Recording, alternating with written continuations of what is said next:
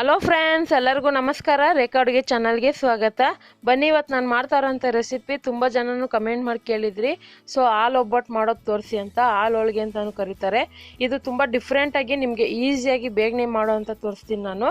ಇದನ್ನು ನೀವು ಯಾವಾಗ ಬೇಕೋ ಅವಾಗ ಮಾಡ್ಕೊಂಡು ತಿನ್ಬೋದು. ತುಂಬ ಸಿಂಪಲ್ಲು. ಇದು ಹೇಗೆ ಮಾಡೋದು, ಇದಕ್ಕೆ ಬೇಕಾಗೋ ಇಂಗ್ರೀಡಿಯೆಂಟ್ಸ್ ನೋಡೋಣ.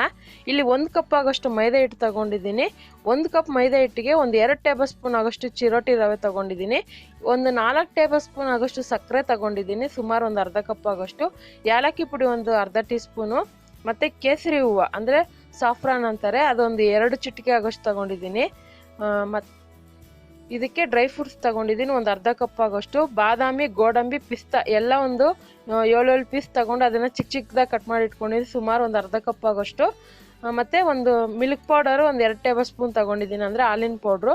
ಒಂದು ಅರ್ಧ ಲೀಟ್ರ್ ಆಗೋಷ್ಟು ಗಟ್ಟಿ ಹಾಲು ತೊಗೊಂಡಿದ್ದೀನಿ ಇದು ಕಾಯಿಸೋದಕ್ಕೆ. ಈಗ ಹೇಗೆ ಮಾಡೋದಂತ ನೋಡೋಣ ಬನ್ನಿ. ಈಗ ಸ್ಟವ್ ಮೇಲೆ ಅದೇ ಪಾತ್ರೆಯಲ್ಲಿ ಹಾಲು ಇಟ್ಕೊಂಡಿದ್ದೀನಿ. ಸೊ ಇದಕ್ಕೆ ನೀರೇನು ಹಾಕೋಕೆ ಹೋಗಬೇಡಿ, ಯಾಕಂದರೆ ಗಟ್ಟಿಯಾಗಿರಬೇಕು. ಈ ಆಲೂ ಪೂರಿನ ಅದರಲ್ಲಿ ನೆನೆಸ್ಕೊಂಡು ತಿಂತಾ ಇದ್ರೆ ಅದು ಟೇಸ್ಟ್ ತುಂಬ ಡಿಫ್ರೆಂಟಾಗಿ ಸಖತ್ತಾಗಿರುತ್ತೆ.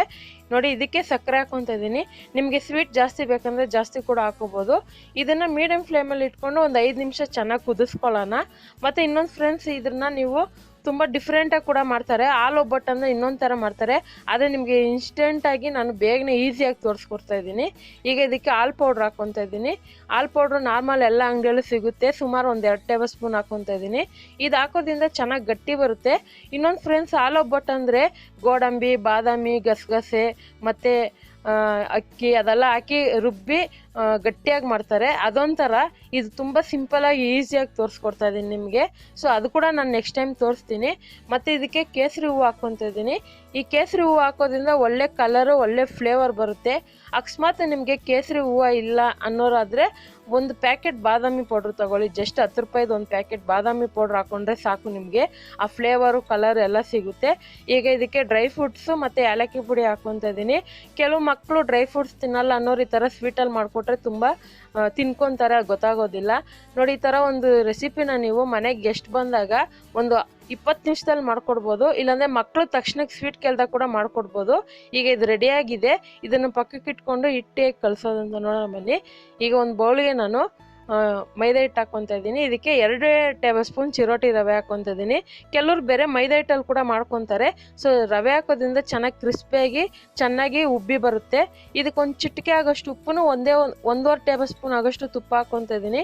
ಸೊ ಇಂಗ್ರೀಡಿಯೆಂಟ್ಸ್ ತೋರಿಸೋವಾಗ ತುಪ್ಪ ತೋರಿಸಿರಲಿಲ್ಲ, ಸೈಡಲ್ಲಿ ಇಟ್ಕೊಂಡ್ಬಿಟ್ಟಿದ್ದೆ, ಅದಕ್ಕೋಸ್ಕರ ಇವಾಗ ಹಾಕೋವಾಗ ತೋರಿಸ್ತಾ ಇದ್ದೀನಿ. ತುಪ್ಪ ಇಷ್ಟಪಡಲ್ಲ ಅನ್ನೋರು ಆಯಿಲ್ ಯೂಸ್ ಮಾಡ್ಕೋಬೋದು, ಮಾಮೂಲಿ ಎಣ್ಣೆ ಯೂಸ್ ಮಾಡ್ಕೋಬೋದು. ಇದಕ್ಕೆ ನೀರು ಹಾಕ್ಕೊಂಡು ಸ್ವಲ್ಪನೇ ಸಾಫ್ಟಾಗಿ ಚಪಾತಿ ಹಿಟ್ಟಿನ ಅದಕ್ಕೆ ಕಲಿಸ್ಕೊಳ್ಳೋಣ.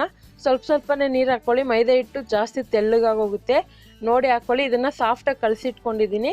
ಈಗ ಮತ್ತೆ ನಾನು ಅದನ್ನು ಮುಚ್ಚಿಡೋಕ್ಕೋಸ್ಕರ ಮೇಲೆ ತುಪ್ಪ ಇಡ್ತಾಯಿದ್ದೀನಿ, ಯಾಕಂದರೆ ಡ್ರೈ ಆಗಬಾರ್ದು. ಇದು ಜಸ್ಟ್ ಒಂದು 10 ನಿಮಿಷ ನೆಂದರೆ ಸಾಕು. 10 ನಿಮಿಷ ನೆಂದಿಲ್ಲ ಅಂದರೆ ಒಂದು 5 ನಿಮಿಷ ನೆನಿಬೇಕು, ಯಾಕಂದರೆ ರವೆ ಹಾಕಿದಿರಲ್ಲ, ಅದಕ್ಕೋಸ್ಕರನೇ. ಈ ಥರ ಕಲಸಿಟ್ಬಿಟ್ಟು ನೀವು ಎಣ್ಣೆ ಕಾಯಕ್ಕಿಟ್ರೆ ಸಾಕು, ಅದೇ ಟೈಮ್ ಸೇವ್ ಆಗುತ್ತೆ. ಇವಾಗ ನೋಡ್ತಾ ಇರ್ಬೋದು, ನಾನು ಒಂದು 5 ನಿಮಿಷ ಆಗಿದೆ. ಇನ್ನೊಂದು, ನಿಮಗೆ ರವೆ ಇಲ್ಲ ಅಂದರೆ, ಸೊ ಮಾಮೂಲಿ ಚಿರೋಟಿ ರವೆ ಇಲ್ಲ ಅಂದರೆ ಬಾಂಬೆ ರವೆ ಇರುತ್ತಲ್ಲ, ಉಪ್ಪಿಟ್ಟು ಮಾಡೋ ರವೆನೇ, ಅದು ಒಂದು ಟೇಬಲ್ ಸ್ಪೂನ್ ಹಾಕ್ಕೊಳ್ಳಿ ಸಾಕು. ಮತ್ತು ಇವಾಗ ನೋಡ್ತಾ ಇರ್ಬೋದು, ನಾನು ಚಪಾತಿ ಹಿಟ್ಟಿನ ಅದಕ್ಕೆ ಎತ್ಕೊಂಡು ಇದನ್ನು ಲಟ್ಟಿಸ್ಕೊತಾ ಇದ್ದೀನಿ. ನಿಮಗೆ ಈ ಥರ ಮಾಡೋಕ್ಕೆ ಈಸಿ ಆಗುತ್ತೆ ಅಂತ ನಾನು ತೋರಿಸ್ತಾ ಇದ್ದೀನಿ. ಮತ್ತು ರೌಂಡಾಗಿ ಶೇಪ್ ಕಟ್ ಮಾಡ್ಕೋಬೋದು. ನೋಡ್ತಾ ಇರ್ಬೋದು, ನಾನಿಲ್ಲಿ ನೀರು ಕುಡಿಯೋಂಥ ಲೋಟ ತೊಗೊತೀನಿ, ಯಾಕಂದರೆ ಅದರಲ್ಲಿ ರೌಂಡಾಗಿ ಕಟ್ಟಿಂಗ್ ಮಾಡೋಕ್ಕೆ ಈಸಿ ಆಗುತ್ತೆ.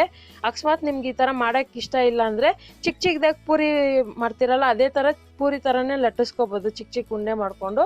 ಈ ಥರ ಮಾಡಿದ್ರೆ ಒಳ್ಳೆ ಶೇಪ್ ಬರುತ್ತೆ, ನೋಡೋಕ್ಕೂ ಚೆನ್ನಾಗಿರುತ್ತೆ. ಸೊ ಮಕ್ಕಳು ಕೂಡ ನೋಡೋವಾಗ 1-2 ಪೂರಿ ತಿನ್ನೋರು ಎಕ್ಸ್ಟ್ರಾ ಇನ್ನೂ 3-4 ತಿಂತಾರೆ, ಅಷ್ಟು ಚೆನ್ನಾಗಿರುತ್ತೆ. ನೋಡಿ, ಈ ಪೂರಿಗೆ ಎಣ್ಣೆ ಚೆನ್ನಾಗಿ ಕಾದಿರಬೇಕು.